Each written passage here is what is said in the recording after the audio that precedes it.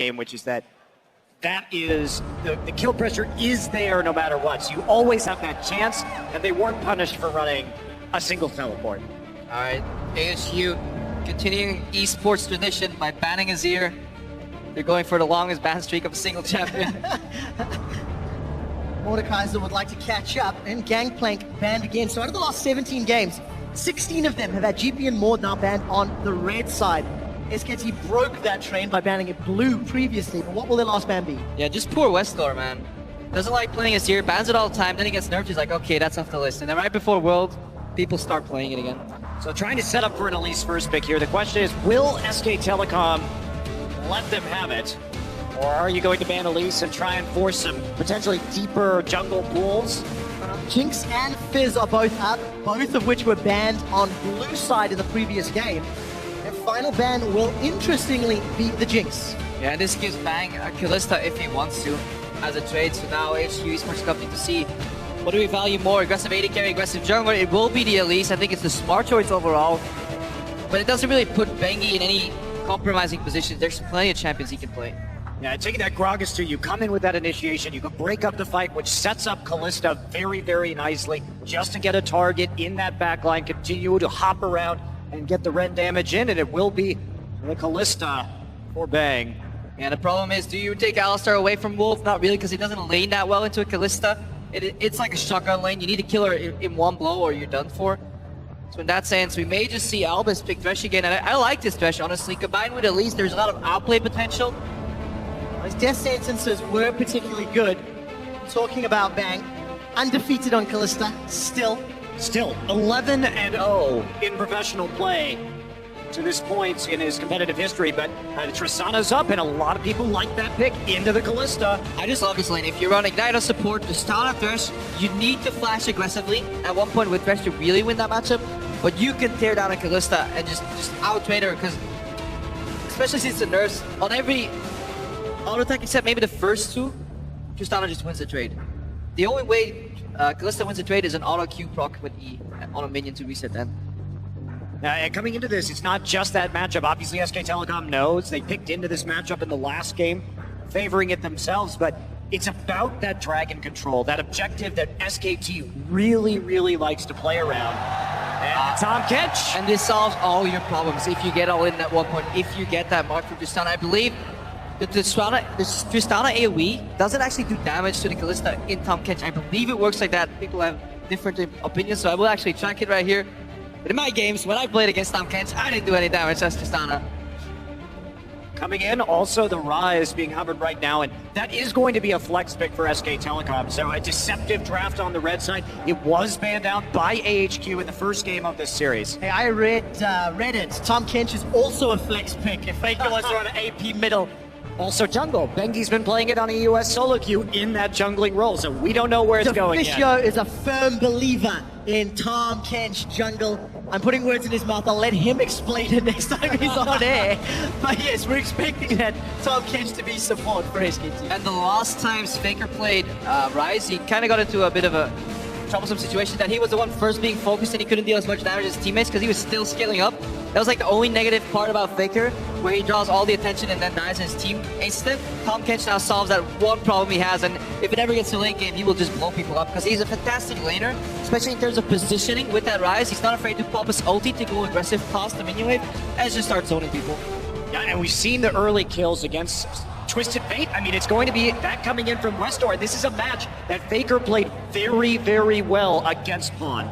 I still think it's a good matchup for TF because if you don't really misplay, you can always stop the Rise from really chaining you over and over with a gold card. The only breaking point is whenever you throw a blue card for mana or you just throw a card on the minion, that's when Rise can flash. So look for those little timing windows. Right after you pick a card, you use it on the minion, that's when Faker wants to flash in. That's how he got that solo kill against Pawn too. So in that sense, it's a skill matchup, but obviously Westor can teleport to different lanes and see if he can help his teammates. And for Westor, he's currently 2-0 at the World Championships on Twisted Fate, played in the group stage to great success. A little bit of time left on the countdown here for Marin.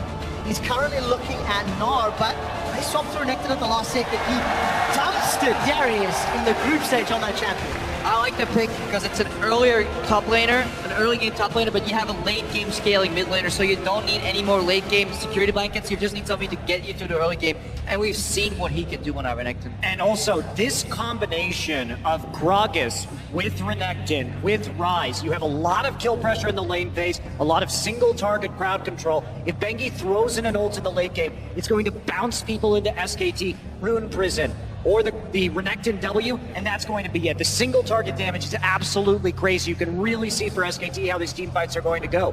AHQ, they've got the Tristana for fast pushing, but again, another pick composition. They want to skirmish again. AHQ gonna need to get a lot of helping hands in the early game, considering the strength of those side lanes, and also considering how well Marin has already demonstrated the mastery of that Renekton into Darius matchup. Yeah, Wolf running the exhaust here, really good against Tristana, because you can just wait until the marks on 3 auto attacks left from completion. Last 3 auto attacks deal less damage, then it explodes, and suddenly your entire all-in gets ruined. I love seeing the Ryze again here too. This is an insurance policy. This is the 3rd game that Faker will be playing Ryze here at this World Championship. You noted that yes, they have the early game top laner, and so they have a very smooth power curve, and Faker can just take over the game should it go to 40 minutes. Yep. Heading into the next game right here. Tweet at LA Esports if you think AHQ is going to win. Hashtag AHQ. And if you like us, think SKT is going to take it. Hashtag SKT win. Well, we'll find out shortly.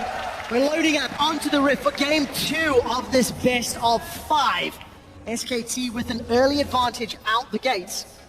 And they've got themselves an early lane strength in Marin's top lane. On and Albus, can you make up the deficit against Bang and Wolf? You know, I'm a bit intrigued to see Wolf play the Tahm Kench here because it's not something he's really shown before. Coming in, he didn't play it in the group stage, he didn't play it in Korea. So the mind games are going to be real coming into the semifinal match if SKT does go through, but they have at least started to show something else. It also just gives you an extra practice game. It's kind of hard to call a quarterfinal here a practice game, but you want some competitive experience because scrims versus online, obviously, offline router is definitely a different environment. I just think every support going on from quarters into semis should master the Tahm Kench because that pick could be big and potentially in the finals. Well, we're seeing it grow as the World Championships are continuing to play on. That's disgusting. I think it's fascinating, personally.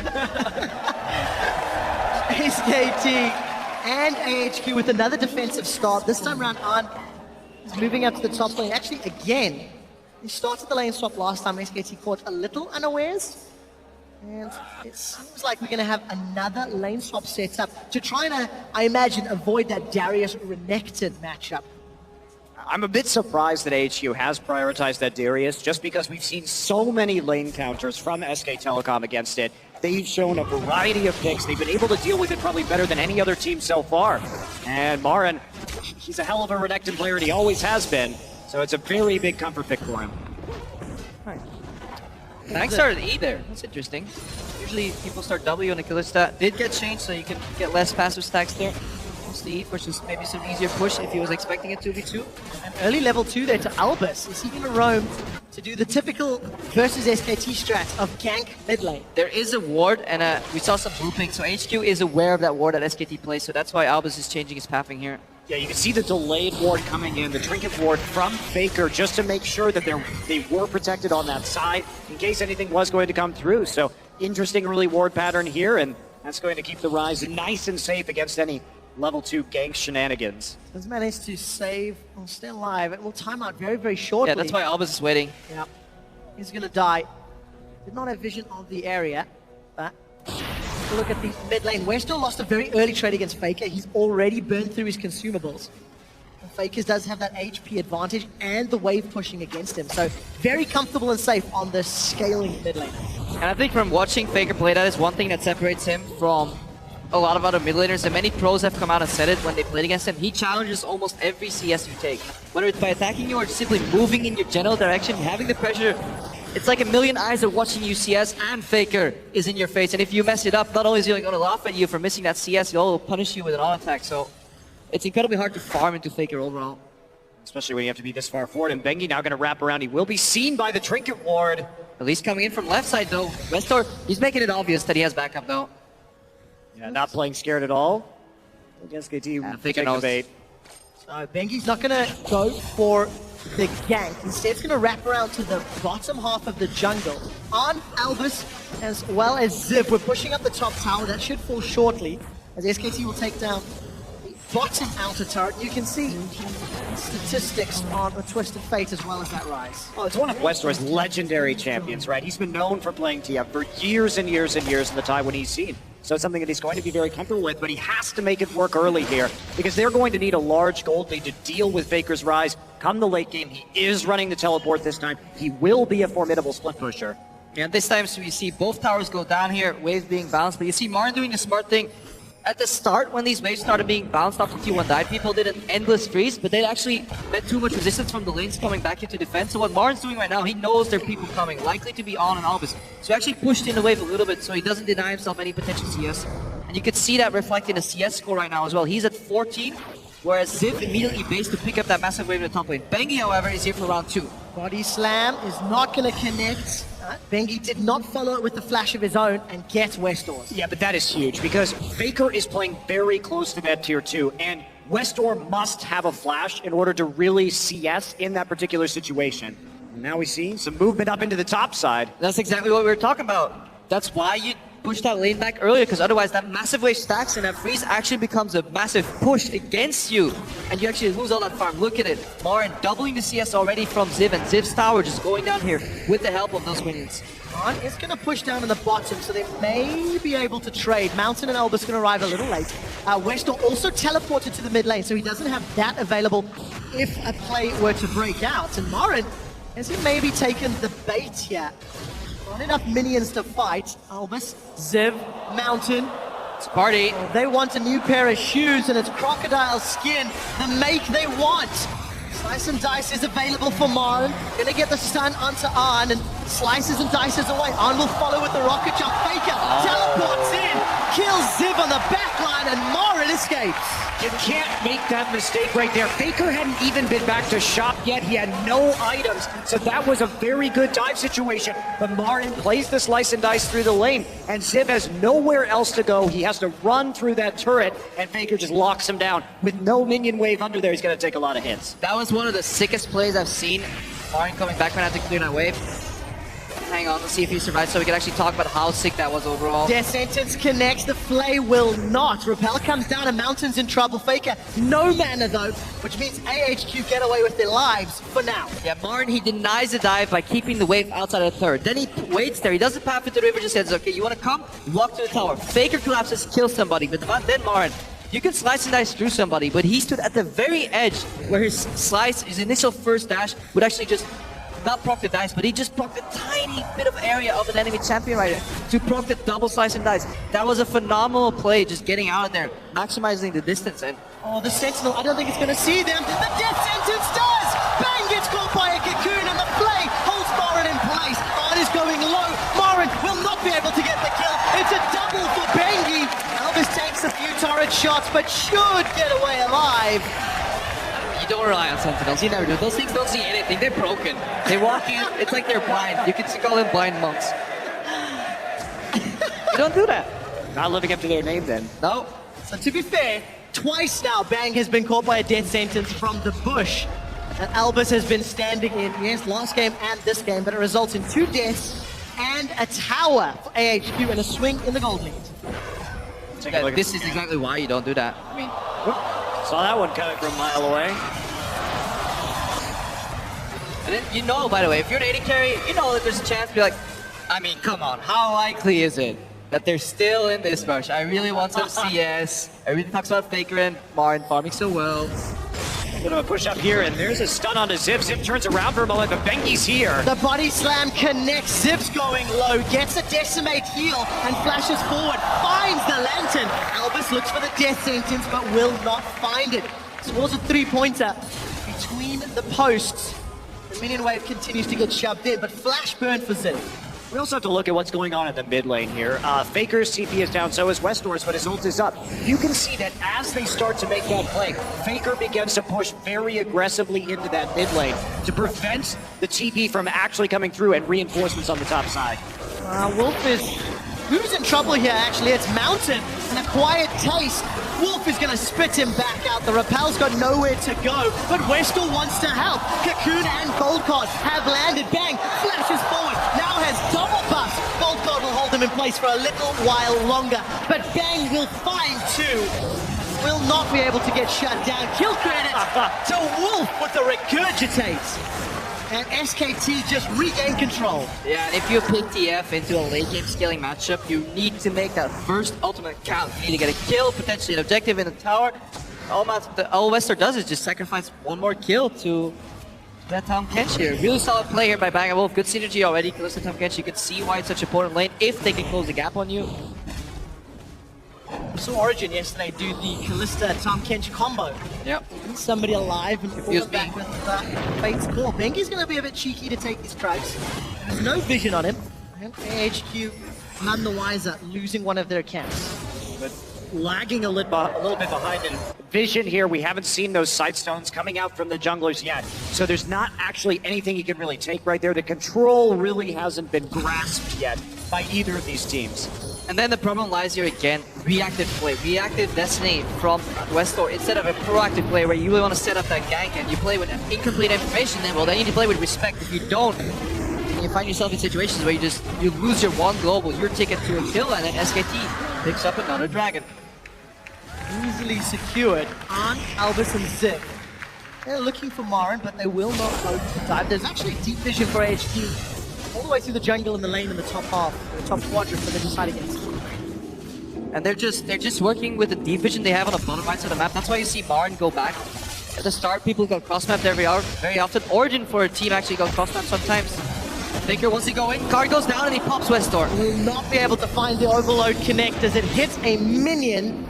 That means Westor is forced to flash defensively. You have to be so careful about that. You can't make those kind of errors. He saw Pawn die in a very similar way. You know Faker's not going to take a moment to really pull the trigger on that flash and go after you. And not having a flash on Westor is very consequential because of the single target CC on SK Telecom. It makes him so vulnerable. That is one of the keys to this mid lane. We're talking about Renekton, Rise, Tahm Kench. He has to have that flash up or he's a dead man walking. Yeah. Now, the onus is, it's all on Albus right now to pull him out with Lantern if he gets aggressed upon. You can really see the trigger for Faker right there. Card comes out, instant flash head off. Still will have the support of Albus's Lantern, but nobody from SKT is going to look for aggression there. Instead, they're grouping up to look for vision. HQ have a momentary numbers advantage. Flash over the wall from Bengi. Instantly gets devoured by Wolf. And another Destiny. Yeah, and you have to, SKT, they see just Gragas getting caught out right there, and they take no risks. Flash over, go straight into Tahm Kench, run away, and that denies any follow-up by AHQ. They put themselves in a risky situation, but they instantly back out. Unlash onto On. Wolf with Bang, or Bengi rather, just behind him. Bang is down in the bottom lane. The teleport's coming in here. Let's take a look what AHQ can do. Faker's charging up that passive and expended the TP. Deep vision gained, but not a lot more. But it does allow them to loop around, do the same play again, and punish HQ in the future. I mean, it wasn't the greatest TP, obviously. It was a reaction to Wolf getting hooked, but they still have the pressure. They get more wards down there. They're able to push up to the tier 2 and start to get some damage down onto that mid lane turret. So the TP is expended, but they are getting something for it. Yeah, the main matchup here that is really faltering for HQ is Westor against Faker. 0 proactive TPs, 0 proactive Destinies, 2 for 2 used. SKT force a fight when they're all relatively close to back each other up. Every time any member of SKT takes a risk, except Bang maybe facing a rush, there's already somebody ready to help him on the map. You see Bengi go in, he has backup. You see Wolf go in, Bengi backs him up. They're working as a team. Yeah. Doing it again. Well, there's no real way for AHQ to get to this mid turret quickly, so they're going to take a lot of damage, may not actually lose it because SKT Siege isn't that great with a Rise Ballista, so they can't stick on it while the minion wave gets thinned out. Luckily for SKT, there's a ward very deep in HQ's jungle. Mountain's trying to clear out what he can. And with Marin having teleport available, he continues to push top. Arn is pushing out the bottom lane, but again, SKT, they're just laying a SKT flag in AHP's jungle every single time they push forward. And unlike last game, now what we saw last game was that while SKT was dominating the bottom side of the map, we did see AHQ reciprocate by taking over the opposite side of the jungle. This game, there's virtually no wards on the top side for AHQ, so their counterplay options are severely limited right now because they literally have no information. Yeah, and SKT doing a phenomenal job just shrinking the map, and Destiny just becomes worse and worse the harder the map shrinks overall, because you can't find an opening to a side lane. Breaking in 2v1. Even if he Destiny's in right now, there's always another member from SKT close enough. And the reality of Twisted Fate is if you can't get deep wards in, if your team can't get deep wards in, when you start to want to combat the Dragon and the Baron, Destiny then has to be used just to see where the hell the enemy team is. And that becomes a major problem that you're using it for vision only. And it brings 0 combat stats to that fight around Dragon, so you work, vision is your advantage and knowledge is power and all, but if you don't have any vision, you go down with, compare the ultimate from Faker to a Destiny and Dragon fight, that alone spells out the entire way that fight's gonna play out. Luckily for AHQ, this wave pushing bottom has brought a little bit of vision in the jungle. Unfortunately for AHQ, SKT have started to clear that out already.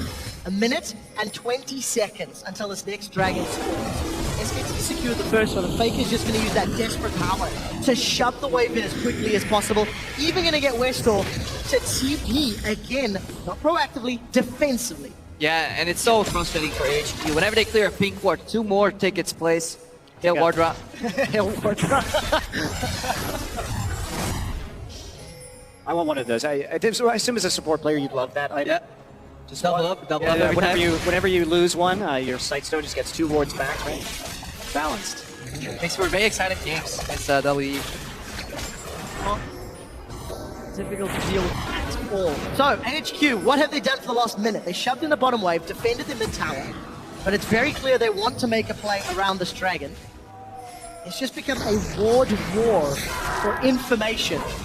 SKT doesn't really need this Dragon. They've got number 1. They're scaling. Westor caught out a little bit. Or maybe the other way around. Bengi, in fact, in a little bit of trouble. Albus has flash. Good explosive pass, but the satchel rather, will secure the kill. So numbers advantage to AHQ. Westor is low on mana. If the fight continues to break out, Zip has arrived. Fate's Call now pulls the catfish in. A big tool to keep Wolf alive is no longer available, and AHQ may make a play for the Dragon. AHQ did a really good job of pushing up all the lanes before that happened. SKT still around the side. Here comes the ult from Tom Kench. Let's take a look. Pistol Voyage is going to bring him into territory, but SKT flash over the wall. Zip will lose his life as AHQ secure Dragon. SKT may be able to get a tower out of the deal as well, so advantage SKT. And that's what they do so well. Whenever they lose a member, they're still willing to look for an opening and immediately act on it. They don't hesitate. They don't fall back out of the area assuming everything is lost. And they're so good at finding these little picks whenever they concede a Dragon or a kill. And they don't need that Dragon either. With Dragon number 1, they have the scaling advantage in this game. Faker already has 2 kills. He's been up in CS this entire game. And he is scaling with the tier, with the Rod of Ages. So the fact that he is winning his lane right now, and that we're seeing approximate parity at gold, indeed SKT a little bit ahead. There's no Dragon snowball quickly here for AHQ. So this is a good situation for them to be in. There's no need to fight that Dragon, especially after Bengi gets picked on. Safe, smart play from SKT.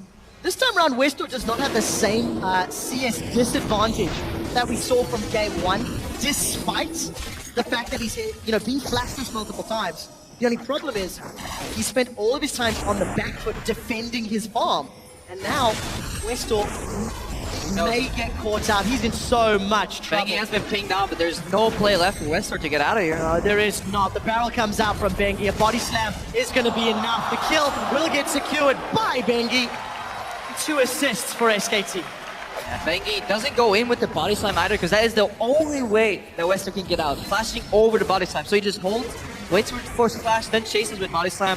Luckily, Kench was waiting too. Here's Faker though. Gentlemen, there's a fight on 2 fronts because Arn's in trouble down bottom. Ziv's caught out in the middle. Here comes Bang with the red buff. Fate's Call holds Ziv in place. On gets away alive, but Ziv cannot say the same. Yeah. Bang says, licky tongue, I choose you. Now faces Steam Rocket in the mid lane. Oh boy. Where is the Pokeball, the Pokemon Master, Callista skin crap out? He's waiting. That's right, it's gonna get that copyright anytime now. Pretty sure that's gonna work out. Please? SKT, 6 kills to 3. They've got a 3,000 gold lead, a tower advantage, even on dragons. And content to play the scaling game. There's Zivling once more. Yeah, body slam flash. Bengi, so far in this game, has been doing a lot of body slams without flashing off, so just to force enemies flash. This time he really wants to commit to Ziv. Perfect combo, and you can see how hard it is for Ziv to get out of there. He's so confused that he actually flashed into the wall too, adding some insult to injury. Well, he wasn't even that far out either. It's hard to it. He was playing on the far side of the lane, away from Bengi, where he knew Bengi was. He wasn't that far out from the turret, and he didn't know that Bang was running down the mid lane right there. So very well executed play, but you have to hit that flash body slam and then straight into the ultimate. So he wasn't even playing dangerously in that situation. Just got outplayed on the map by SKT. Seems to be the story of everybody that plays against SKT. Despite momentary glimpses of positive play from HQ, just can't keep that up. I mean, it's not only here at the World Championship, right? It's in Korea too. If we look at SK Telecom in the summer season, they were 17-1 in best of threes. And overall, in terms of games, so far, including the World Championship games, they are 44-6 since their loss at MSI.